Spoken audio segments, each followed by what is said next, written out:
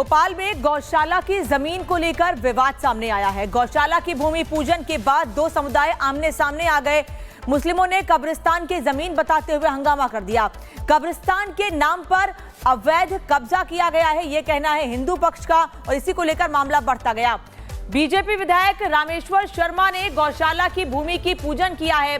इसी के बाद गौशाला बनाम कब्रिस्तान की पूरा मामला बना हुआ है। 100 करोड़ की जमीन को लेकर सियासी घमासान मचा हुआ है। दरअसल इस जमीन पर अश्विनी श्रीवास्तव नाम के कांग्रेस नेता का दावा है, लेकिन मुस्लिम पक्ष इस पर कब्रिस्तान होने का दावा कर रहा है। वहीं दूसरी ओर अब इस पूरे मामले में बवाल बढ़ रहा है।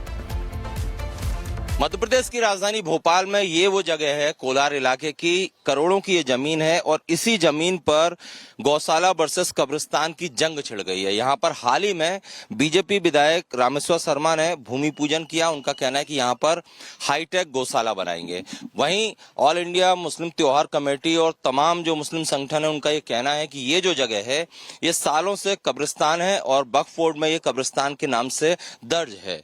हम यहाँ पर जो तमाम मुस्लिम त्योहार कमेटी के लोग हैं उनसे पहले उन दस्तावेजों पर बात करेंगे। हम जानना चाहेंगे शमशेर भाई कि कहाँ है दस्तावेज जिसमें ये सिद्ध हो रहा है कि ये वक्फ बोर्ड की या कब्रिस्तान है। ये सारे दस्तावेज है, ये वक्फ की प्रॉपर्टी है। ये खसरा नंबर 122 पे 12 पे दर्ज है। रजिस्ट्रेशन क्रमांक 766 है। ये पूरा ए से जेड तक आपको पूरा पढ़ेंगे तो आपके समझ में आ जाएगा कब अलॉट हुआ, कब खारिज हुआ, किराएदारी खारिज हुई। पेपर दिखाइए जिसमें ये दर्ज है। ये गवर्नमेंट खसरा है, जो गजेट है उसका कॉपी है और इसमें भी आप देख सकते हैं कि जो भूमि है, उक्त भूमि वो कब्रिस्तान के लिए अलॉटेड है। ये बताइए कि आखिर ऐसा क्यों हो रहा है? अगर ये कब्रिस्तान की जगह, कांग्रेस का एक तथाकथित नेता है, भूमाफिया है, उस नेता ने गुमराह करके हमारे सम्मानीय जो विधायक हैं रामेश्वर जी, उनका इस्तेमाल कर लिया है। यहाँ पर बड़े अफसोस की बात है कि हमारे नेता इस्तेमाल हो गए और उसने अपना भूमाफिया अपना गेम खेल के उसने भाजपा कांग्रेस करके वो मध्य प्रदेश में बांटने का, मुस्लिमों को बांटने का काम किया है। तो बीजेपी विधायक रामेश्वर शर्मा जिन्होंने गौशाला की भूमि का पूजन किया था, उनका क्या कुछ कहना है वो भी आपको सुनवाते हैं।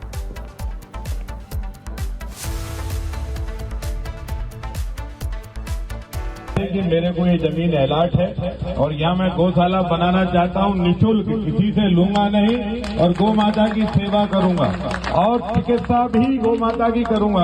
तो ये हरा भरा माहौल यहाँ रहेगा और एक अच्छा पुण्य का काम यहाँ होगा और गौ माता के प्रति तो सब लोग चाहते हैं और वैसे भी हिंदुस्तान में तो गंगा जमनी तहजीब पर भाषण दिए ही जाते हैं। तो इससे ज्यादा गंगा जमनी तहजीब क्या हो सकती है कि कांग्रेसी नेता की जमीन और भाजपा का विधायक भूमि पूजन कर रहे हैं और मृगेश जी की उपस्थिति है।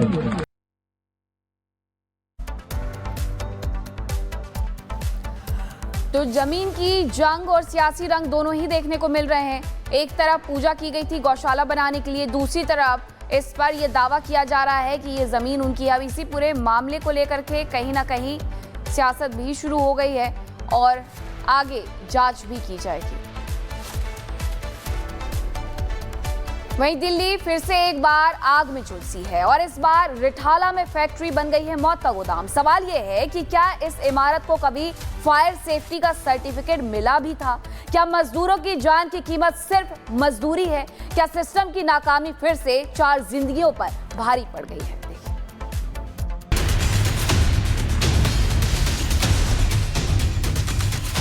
दिल्ली में धधकी आग ने कई जिंदगियां छीन ली। मंगलवार शाम करीब 7:30 पर दिल्ली के रिठाला कॉलोनी में एक फैक्ट्री में भीषण आग ने तबाही का तांडव मचाया। 4 मंजिला इमारत धधक उठी, लोग अंदर फंसे रहे और कुछ ही घंटों में कई जिंदगी राख हो गई। रिठाला के इस मौत के कॉम्प्लेक्स में ग्राउंड फ्लोर पर पॉलीथीन की फैक्ट्री थी और ऊपर डिस्पोजल और कपड़ों का गोदाम और बीच में फंसे लोग। दमकल की तेज गाड़ियां आईं, लेकिन आग ने पहले ही इमारत को निगल लिया था, जिसमें शव जलकर कोयला बन गए। ये सिर्फ आग नहीं, ये सिस्टम की जलती हुई पोल है। फैक्ट्री में आग कैसे लगी इसकी जांच की जा रही है, लेकिन सवाल यह है कि जब इस फैक्ट्री में पॉलीथीन, रेडीमेड बैग और डिस्पोजल सामान का काम चल रहा था, तो क्या फायर डिपार्टमेंट ने कभी जाकर जांच नहीं की? क्यों फायर अलार्म या इमरजेंसी एग्जिट नहीं थे? फायर एनओसी था या सिस्टम फिर सो रहा था?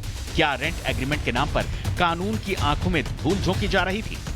हर महीने हादसे, हर महीने जांच, हर महीने फाइलें, लेकिन जमीन पर न कोई एक्शन, न कोई सीलिंग, न कोई चेतावनी। सवाल है, और कितने अग्निकांड? क्या अगला अग्निकांड भी ऐसे ही बिना जिम्मेदारी के गुजर जाएगा?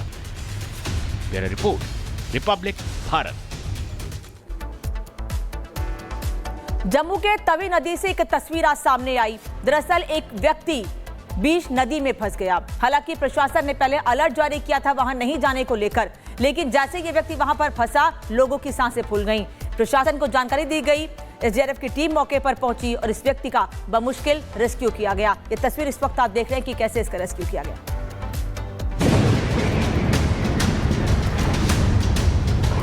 अथक प्रयास 30 मिनट का, और उसके बाद इस व्यक्ति की जिंदगी जो है वो एसडीआरएफ की तरफ से बचा ली।